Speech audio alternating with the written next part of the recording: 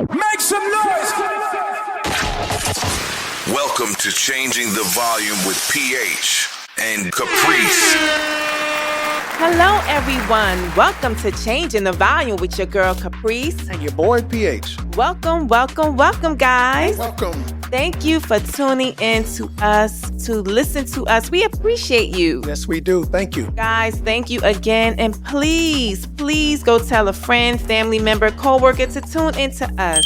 But before we get started with our topic today, we want to take this time to encourage you today. First of all, it may seem like you don't have enough time to finish any and everything that you're doing right now. Your list probably is big, huge, or your list could be one or two items that feel heavy. What I want to tell you is that don't put your head down. Don't stop. Don't wonder. Don't turn to the wrong direction. I need you to just be patient and understand that you got this. It may seem like you don't have it, but you have it. The fact that you have a heartbeat, the fact that you woke up with your right mind, that's a sign that you're going in the right direction. Whatever you do, don't quit on yourself. You are the only one that can bring it to pass. So stay focused. That was very good, Prophet. Thank you. PH, that is. Thank you again. Today's topic, I believe, is going to be touchy because it has a lot to do with infidelity. Marriage is hard. Yes, it is. And there is no book out there that anyone can write to tell you about marriage. It's sort of like life. You just got to live it. You have to experience it on your own. And you got to work it out the best that makes it works for you. Because in life, my life may be easier for me to handle than you. Some people can't handle life like other people. You said a whole lot. Some people can handle marriage like other people. You have people out here that would rather just date and be in common law marriages and not be legally married because they feel like marriage is overrated nowadays. But me, myself, and I believe in the covenant of God, that marriage is ordained by God and brought together by God. When he first created Adam and Eve, that was the first marriage that he brought together. I agree with marriage, but in marriage, it can be hard. Yes, it can. Marriage is real. It's not a real that you see on Instagram where you see everybody doing the recordings. They cut out this, cut out that, and everybody say marriage goals, couples goals. I don't want to be nobody marriage or couple goals, okay? The only goal I want to fulfill is my own life because you don't know what's going on behind the closed doors of someone else's marriage, relationships. You don't know. The topic of infidelity, me personally, cheating is definitely not an option, okay? I don't agree with cheating. And, I guess until you go through it, you can't really say what you will do. But I do know that for some people, that's a deal breaker. If you cheat on me, it's over. And this is what we will be discussing today with a couple that we will be bringing on. They found God. And that was the turning point that saved their marriage. But you're going to find out who was that person that helped them to get to that place of forgiveness, a place where they can save their marriage, a place where they can grow together in ministry with God on one accord. When I think about the word infidelity or cheating, whatever you want to call it, there is two sides. There is her side, his side. And God has the answer. So we have to look at all the dynamics, what caused the problem. It could be low self-esteem in some areas. It could be deprived of time. It could be a whole lot of things because we have a lot of situations out here nowadays where men and women are using sex as a mechanism to control. Or they may use money, or they may use anything that appear to be strong or valuable. So hopefully today, this segment or interview that we're doing, you're going to learn something, that there is multiple answers. And before you judge, just don't judge. Let's just see what happens, see what you can learn, because you may get put in a spot. Because it doesn't always mean that a person have to physically have sex. They can emotionally cheat. They can go into pornography. They can go into a lot of different areas. Women, I do know for a fact, most women, they cheat emotionally. That's the first start of cheating for a woman. They find a friend or someone they know or someone they may have met, and they just pour it all out to them. They just spill the beans, and then they become emotionally connected. Men, on the other hand, it's just physical. Visually. Yeah, it's still physical. That physical look is still the same. Visual, physical is all the same. When they look at a woman, they looking at the physical part of her. They are attracted to that. So it's still physical. Women is more emotional versus physical. And so today's topic is going to be real. It's going to be one of those topics because it does happen in marriages. It does happen in marriages when you have had the children, when you have been with him or her, and you have gone through the fire, the wind, the storms, and then how dare you cheat on me when I was there for you, when you had nothing, when I was there for you, when you didn't have the support from your own family, when I carried your children, that type of thing. It can be very hurtful. One thing I will say is that if your marriage consists of God, if you put God first in your marriage or you meet God in your marriage, that can make a big difference. That can be the saving grace, because it doesn't matter if you have a life coach, a therapist, a counselor, a psychiatrist, you go to the pastor, it doesn't matter. If you do not incorporate God and put him in the forefront of your marriage, it doesn't matter, because when you put God in your marriage, you are giving him the covenant that he had given you and blessed you with. You're giving it back to him. Well, you said what you and I live upon, because that's how we live. God is first and we are second. And most people, they are going to TikTok and get their counselings and everything else that they go on, or like you said, social media, or wherever they go on, Instagram, or they might even be going to the next door neighbor. Well, I'm going to say this. It's nothing wrong with if you are listening to someone on TikTok or Instagram, because there are some legit people out there who are giving really good advice. There's nothing wrong with that at all. I don't think so. I think you just got to put the work in. What I'm saying is that, what if you go on TikTok and the person that's giving the advice is 22 years old? Age doesn't matter too, because I'm going to tell you why. Sometimes you got children out here that says things that can penetrate an adult and wake them up and say, wow, from the mouth of a baby. God can use anyone. You can just go on social media and be flipping through, swiping through, however you want to say, and somebody say something that you need at that moment that you may have been praying and asking God for an answer, and God may give you that answer from a 22-year-old. That 22-year-old may be saying something that can help you, not to say that they are experts in marriage, because we can't say that.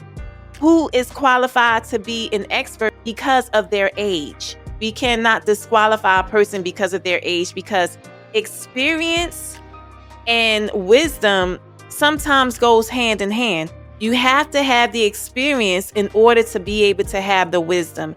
You just can't be out here with wisdom and you ain't never experienced nothing. I know some 20-something-year-olds that have experienced things that a grown 50, 60-year-old person have not even endured in their life. But they have been through all types of scenarios. They have been through life. Life have taught them. Life have burnt them. They have been through every aspect of every corner of this earth in life, because life had turned them everything but loose. So they have the experience and the wisdom even at that age, because they experienced it. Now you have people out here that ain't never been married and they out here teaching about marriage. That's a different situation. But even in that aspect, they may have been in relationships where they can say, listen, I have watched from afar people that were married. You get what I'm trying to say? I don't have children myself, but I have people that have always come to me about their children, asking for my advice and different things like that. I feel like I gave them some really good advice, but I'm not a mother. So it's only but so far I can go. But I get what you're trying to say, PH. I get it. social media has become a whole lot of different things, but people just got to know which reels are real and which reels are just a reel. Well, again, you got a point. As my wife, you have a point. But what I'm hitting at is like what you just said.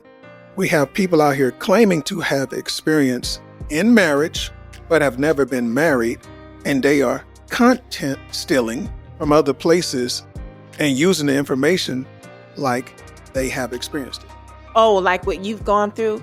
And that's a sidebar. My husband has actually said some things, and it has gotten on huge platforms, and an individual went and used it, and that's just another story, but I get what you're saying. That's where I'm going. Okay.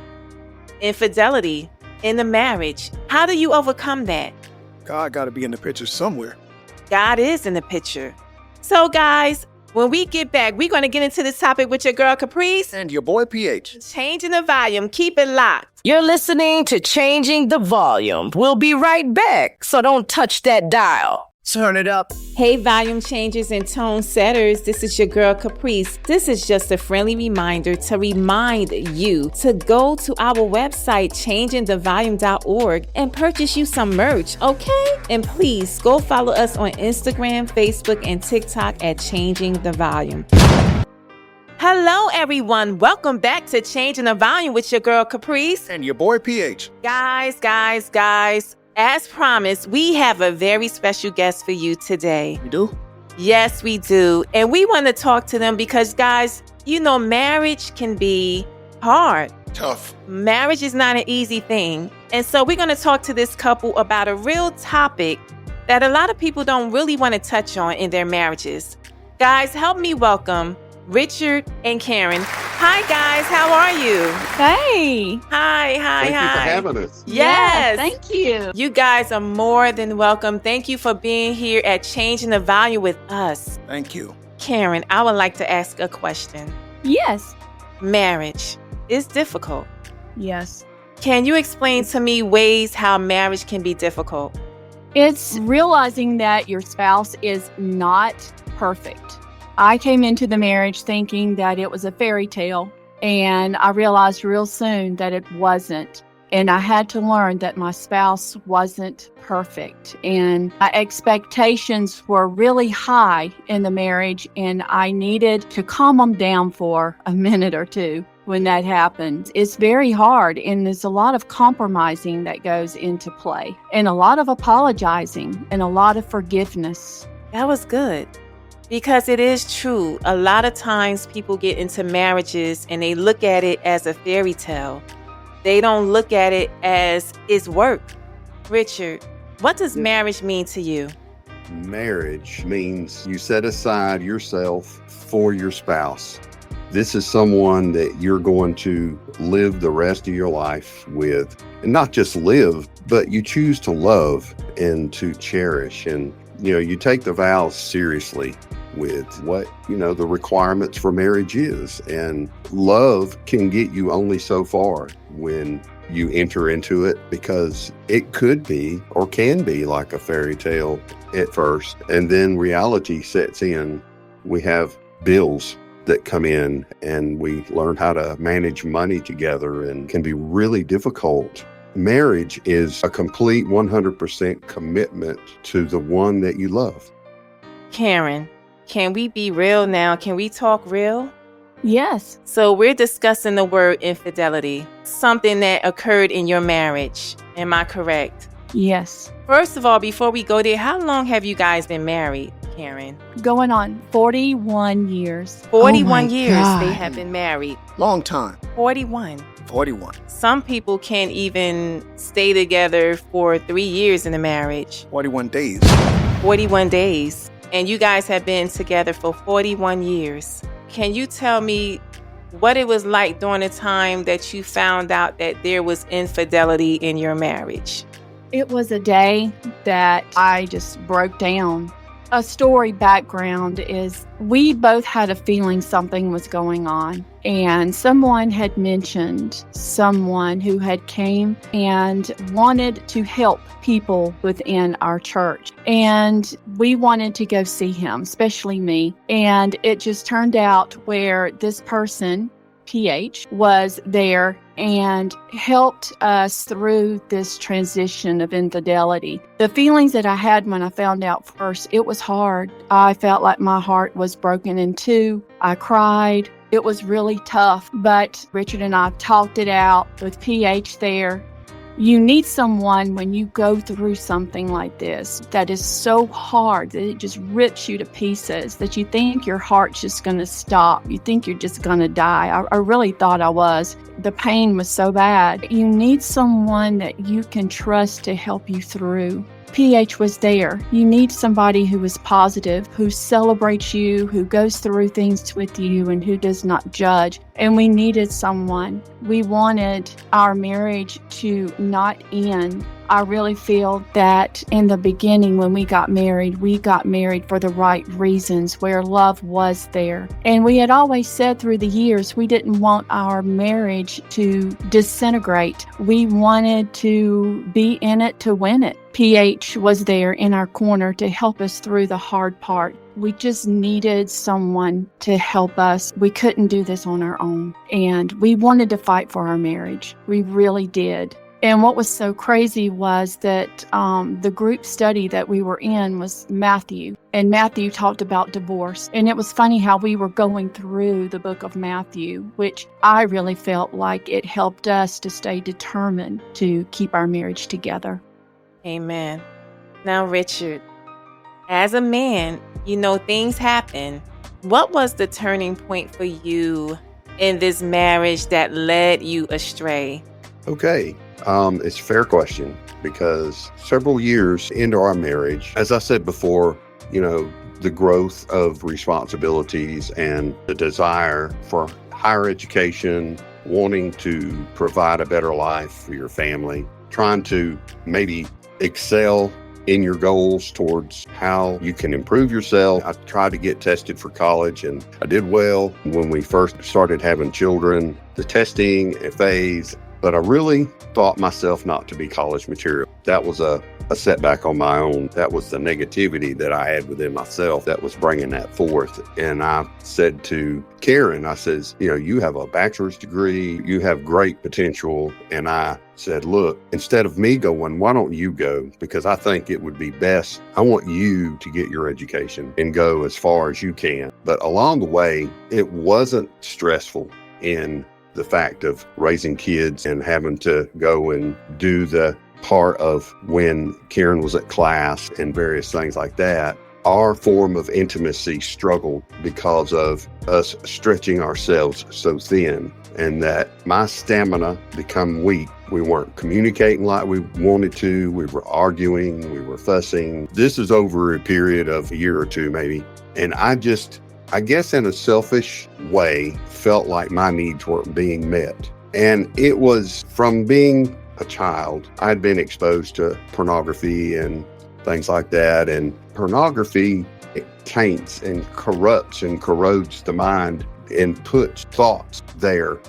When you become weak, when you become that weakest link and you break, or you stretch out to a point where you just begin to look for a quick fix. It's almost like a drug. That's how important a sexual relationship between husband and wife is. So important because it makes you feel needed, wanted. It's the greatest stress reliever that a couple can have.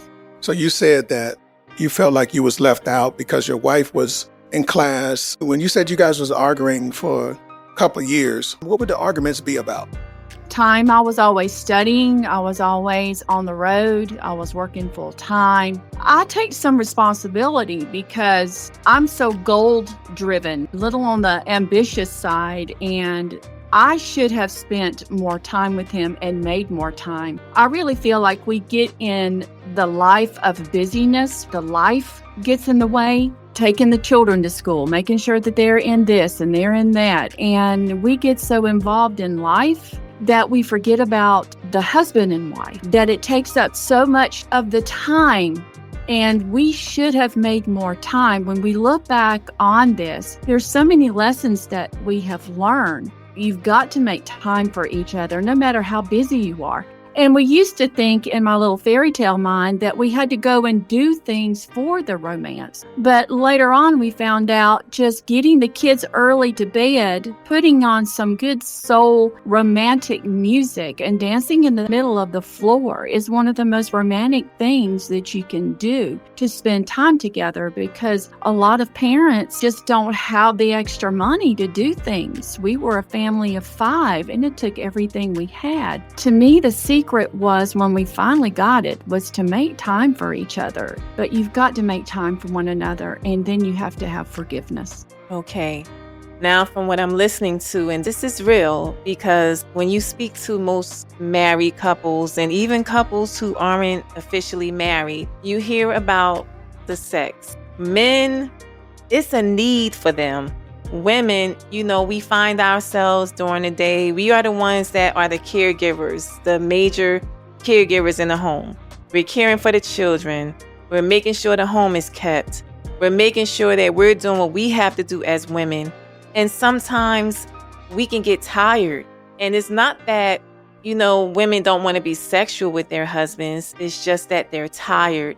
And I believe that's where the miscommunication comes into play in marriages when it comes to sex, because men look at it as they're being neglected. They're not looking at the fact that, my wife, she's doing A, B, C, D, E, and F. They see the wife doing all these different things, but really the wife is just doing what she knows how to do. She's being a strength of the neck. And I talk about this a lot on this radio show, with the man being the head and the woman being the neck. The neck is what keeps the head in position. And we both need each other in order for it to work. A lot of times women, we don't get it, because there are times, listen, we're human. I'll be having hot flashes, okay? And I could just be laying there, nude, naked, just laying there, and my husband walk in and he just be like, whoa, whoa, whoa. And I'm like, no. Be like, what we got here? No. That ain't that type of party. I'm hot, not that kind of hot. Okay, so sometimes, we just go through our own things. We deal with things too. And I don't think that, the communication is spoken the correct way in marriages when it comes down to sex, where men understand women and women really understand men. So I get it, Richard, how you may have felt neglected. You initially encouraged her. Hey, you go to school. You be the one to do it, because you didn't see yourself as being able to do it. And it sounds, with just speaking with you, that you had some low self-esteem issues about yourself in that department, because, I believe that you could have went to school, but you just probably felt like this isn't for me, that she would be able to do it. And then when she was performing and doing it, you was like, listen, I'm happy she's doing it, but what about me? I'm still over here. I still need this. I still need to be seen by my wife. At what point? Because I heard you guys speak about the degrees, the money, the children, and all those different things. But where did God play a factor in this marriage, where you guys finally said, you know what? We need to get it together with God. Where was God at the time? Great question. We had regularly been attending church, and we're really excited together about each other. And they went through some scenarios of married couples recommitting and renewing their vows. And it was really a beautiful thing. And Karen and myself, we looked at each other and we said, yeah, we really need to do that. And, I, in my heart, had been struggling with everything was completely done. The damage was done. But in my heart, I was struggling. I could have taken this to my grave. But I think the Lord prompted me saying, look, you have a beautiful thing. You really need to come clean. Trust me, I can make this happen for you. I'm not saying that he's overlooking the bad that was done. It's that the encouragement in my heart that I felt, the nudge, the tug, the yearning and the heartfelt of, I got to make this right. If we are to be, it has to be me to admit my faults and my mistakes. And I know it's going to crush her. I know it's going to hurt her, but I had to do it. I was prompted by PH because he dialed in and was able to see the struggle that I had and said, look, he says, this is fixable. God loves you and God wants you two to be successful. God has got a huge plan for your life. And I'm thinking, I don't know about this, but with his help and with God's help, he was able to facilitate a way for us to get on the same page, to bring it out into the open and to let God do what he was going to do and allowing myself to be free. That's perfect. And what I mean by that's perfect is that God is perfect. And when you put God in the midst of your marriage, and that's what you did, you turned to God. And you also sought help because sometimes people feel like, I'm not going to no life coach. I'm not going to no counselor. I'm not going to therapy. I don't feel like anything's wrong with me. I'm not doing that. But God convicted you. See, that's the difference when there are men out here that don't have God in their life, and then when there's men out here that do have God in their life. Because when God is in your life, he will convict you. And God convicted you. He convicted you to tell your wife because you are correct. You could have never said anything. You are the only one that knew this secret besides God, and you could have just kept it to yourself. But you were convicted, and that conviction is what did it. It's important to have God in the midst of your marriage. And I say all the time, God is the only one that should be the threesome in your marriage. It should be you and your spouse and God. That's it. It shouldn't be no one else. And that's on a spiritual level because God brought man and woman together. Adam and Eve was the first marriage that he had brought together. And by you being convicted, you recognize and listen, I made a mess. And in order for us to go forward, I have to come clean because if not, it's going to bother me the rest of our days together. So I commend you, Richard, for being transparent with your wife, not knowing the outcome of what can happen. You knew that she would be hurt. You knew that it would devastate her, but you would rather tell her the truth than to carry a lie. A lie weighs way more than the truth. The truth is light. It shines bright. And when you tell the truth, there's nothing the enemy can do to hold anything against you. He can't come against you when you put your own truth out there. Seeking help, which is PH, that helped you guys throughout this with God's help. Yes. And today, guys, because of all of that, they are now ordained ministers. This is good. Richard is a pastor and Karen is an evangelist, but it didn't happen overnight. No, it didn't. No. They had to go through the process. And then they have a son who's a minister. They became that example. Although there was infidelity, they found a way to bridge it together. No, it wasn't perfect, I'm sure.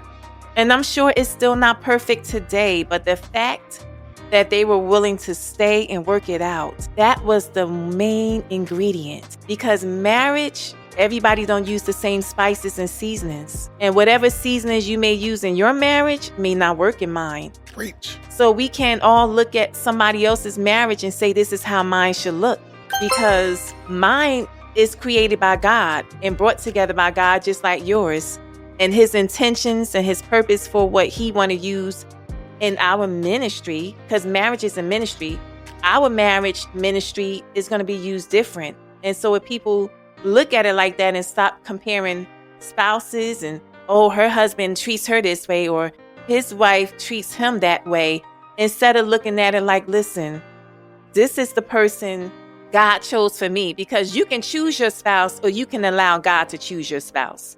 So if you end up choosing your own spouse and going ahead of God, then you can't get upset with nobody. But when it's God that's doing it, you're going to know it's God. And I believe that this was God that brought you guys together because there was conviction. Yes. And you guys fixed it.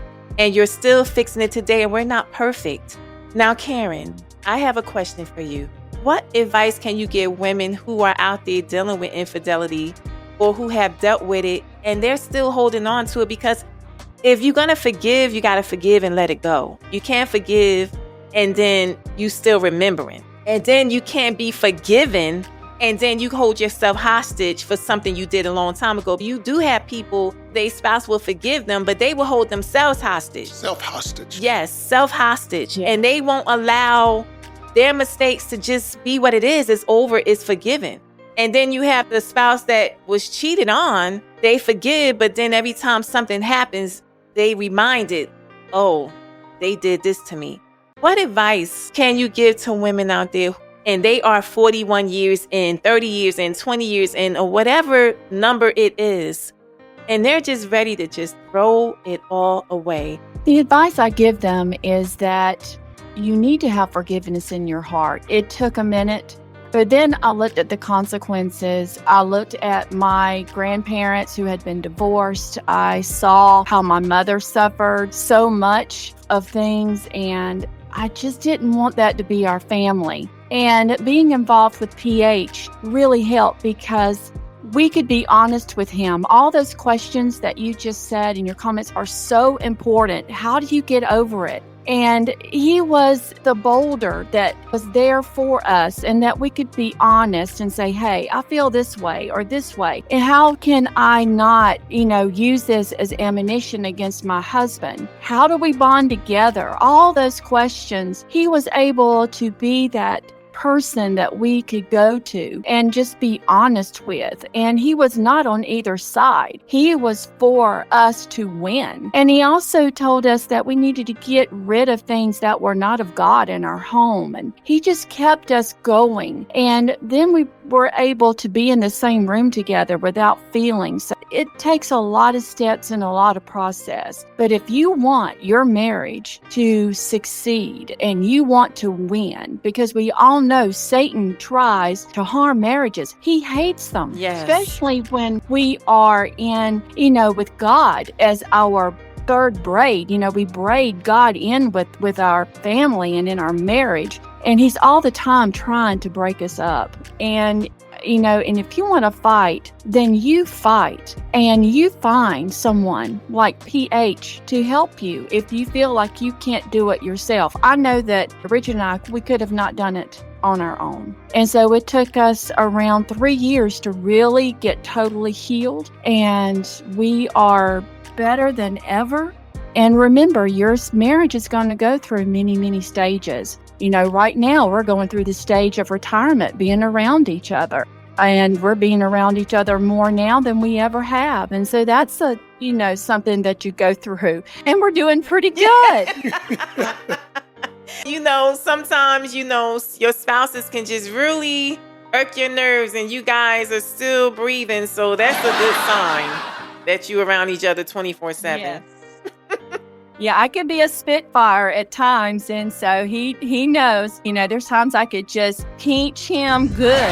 But one thing about it, we love each other. We're meant to be together. Our birthdays are in the same month. Our social security numbers are a couple of numbers different. Wow. And we just have a lot of things in common. Marriage is just wonderful. I agree with you. Marriage can be beautiful. It is beautiful. It has its ups and downs, and it's funny because, you speak about your social securities. My last name is the same last name as my husband's. When I went through a divorce, I remember saying, I'm not going to change my name from my last marriage because the person God going to bring to me is going to change my name back to what it's supposed to be. And I used to say that all the time, not knowing that I would end up marrying someone with the exact same last name as me. That is incredible. And both of our birthdays are in February as well. And both of our paternal grandmothers have the same first name. Yes, we made sure we were not related. We are not related. We made sure.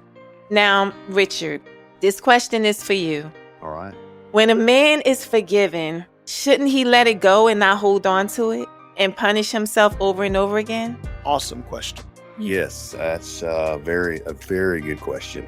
And I agree with you 100%. For all the men out there and for all of those who have done wrong, we have to forgive ourselves. We have to move on, keep moving forward. Each day is a new day, a clean slate. Every day is a miracle because I'm still married. And that needs to be the mindset and the attitude, how grateful you can be in your heart.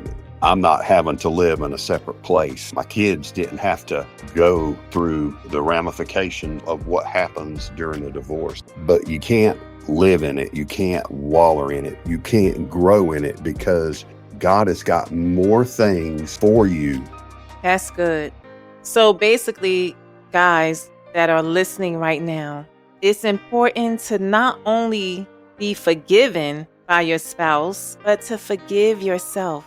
And this is not to say that it's a one-way street, because there are women out here that have stepped out on marriages too. Yes. And some of those marriages were resolvable and some weren't. So it's not just to say that only men cheat, but there are women that cheat too, because women cheat emotionally. Men, they do it more physically. They get with somebody sexually. Most time women do the same thing, but it's emotional first, and then it turns into other things. So basically what Richard is saying is he had to forgive himself. He had to let it go and understand, listen, my wife forgave me. I need to be grateful for this opportunity that I still have my marriage, that I don't have to be in a 2-family home, because children have to experience being divided. They have to go be with their dad one week, their mom another week, because things did not work out. And, sometimes things are for the best, but then also things are not always for the best, because the children are the ones who suffers the most. And just like Karen was saying as well, you have to seek God. That's the number one thing. But you have to be willing to get the help. You got to be willing to be transparent and real about your situation, and don't paint it to be pretty. Don't filter it out. If you're hurting and you're still angry about something, say it. Marriage is not easy. And when you say I do, you're saying I do to everything they experienced in their life from a child to where they are as an adult. And your world is coming together with someone who had a very different upbringing from you, very different financial or educational background, and you have to join together. It's not easy coming together as two different individuals. So communication is key, but God is the master key that you need. Amen. We want to thank you guys for being so transparent. But before we go, really quickly, Richard, can you just give some advice to the men who are young men out here about to get into marriage, or they newly married, when they are in a situation like you were in initially in the past with your wife, where you didn't feel the confidence that you needed. You wasn't sure of how you guys would make it financially, and there were things that just stressed you outside of the marriage. What advice can you give to them when it comes down to keeping them from making that mistake you made through infidelity? Well, to all of the young men and men out there who are looking to get married, marriage is a very serious thing. Love can only go so far, and you have to have love in a relationship, but it needs to be more than that.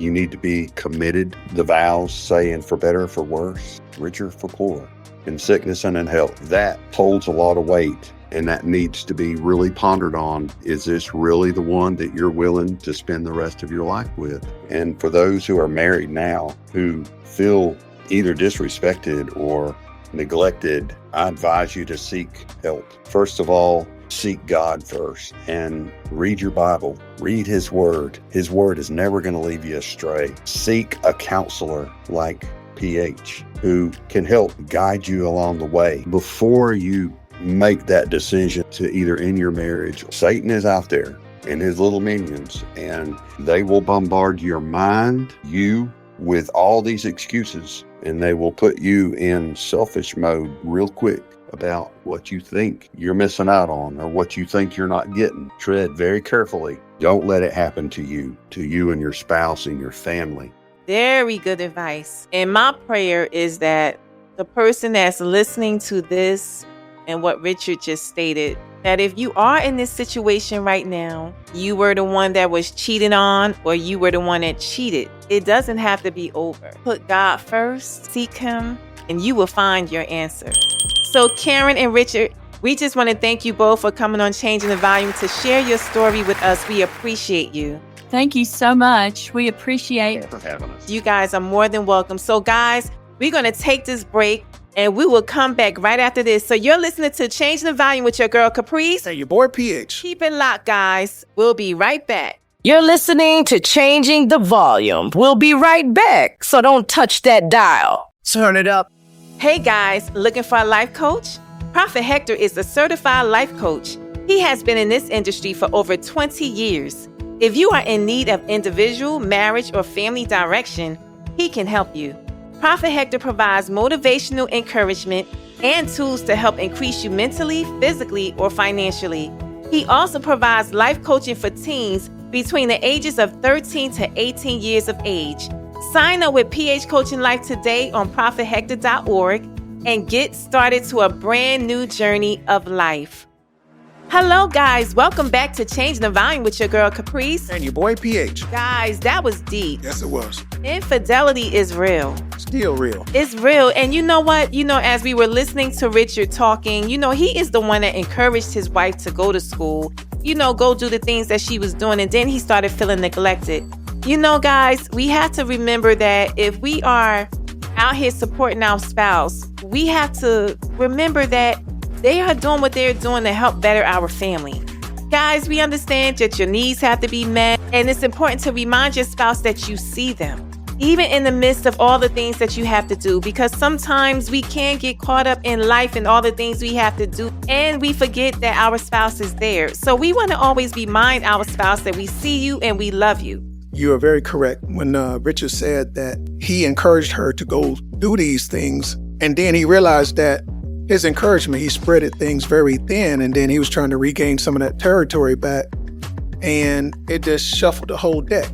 Yes, exactly. And it's okay too when you're in a marriage to want that me time as well, because we all need that time alone. We need that time to recuperate, that time to just be with us. And so it's good that we have that time with our spouse, but it's okay if we're doing things for ourselves too, because we still have our own individualities. And there's nothing wrong with doing that. When I find myself getting my me time, I go in the bathroom. That's my me time, when I'm in the bathroom and I'm taking my shower and I'm just doing what I do for me. And I had to learn early on, because my husband, his way of having me time, he likes to take rides, just take a drive and talk to God. I'm not angry at that. You want to go take a drive and talk to God? That's good on my end. But in the beginning, initially, I felt like, why you don't want me to ride with you? But I'm grateful that he was honest with me and said, listen, I need that time for me to talk to God. So there will be times when your spouse needs that time. And then there will be times that your spouse is working and having to do what they have to do. And you have to understand they are working. It's not that they're purposely neglecting you. And then for those spouses that are working, you just have to remember that your spouse is there. We all need that break. Just like sometimes you need that break from your children, you need that break from your spouse sometimes. Not to say you don't love them, but just to say I need that break. But infidelity is real. And there's people out here that would not be as transparent as Richard and Karen to admit that, listen, I cheated. There was infidelity in my marriage and I almost lost it, because some people out here want to pretend like their marriage is great.